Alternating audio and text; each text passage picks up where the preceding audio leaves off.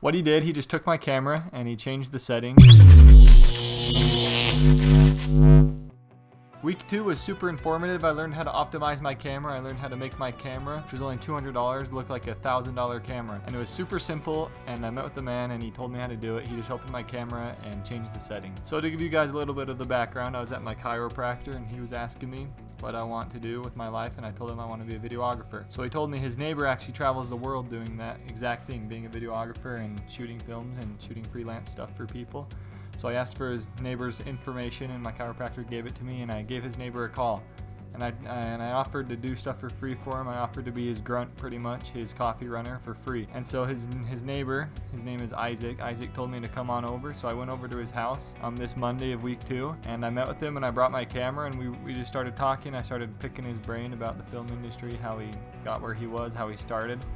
And I pulled out my camera and I was explaining to him how I was frustrated with my footage and how my camera wasn't performing well in low lighting. And I was showing him that workout video I showed you guys, the workout video I did, and I was showing him the colors and how all the colors were really blown out. And you could go from red to brown and there wasn't any mix in between. It was just blown out colors and they're really blotchy. And I was telling him about that. And so what he did, he just took my camera and he changed the settings, and he just went into my camera, he opened settings I didn't even know existed, and he brought down a lot of things in the camera to make it more professional and make the image flatter to make the result more professional. And so a couple of things that he did to make my $200 camera look like a $2,000 camera is that he went into the settings, and the first thing he did, he made sure I was on 24 frames per second, unless I wanted to shoot slow-mo, then he changed it to 60. He changed my quality to high, it was on low, I didn't even know, so he changed my film quality. And then he went into the settings and he turned my exposure down, because that's one of the reasons it was really blotchy, it was blown out, because the exposure was too high, so the colors would blotch out and become a plane, and it would lose all the texture and all the detail in the colors, so he turned down my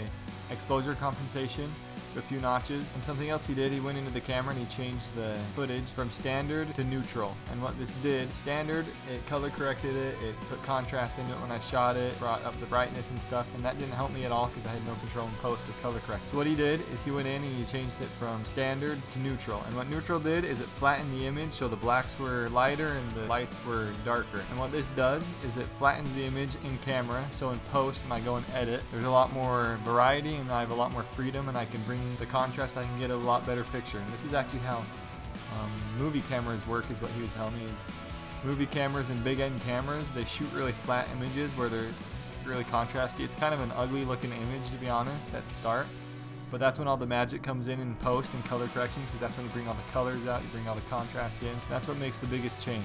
So here's an example side by side. This is my camera before all this changed settings, and now this is my camera with all the changed settings. So you can really tell the difference there.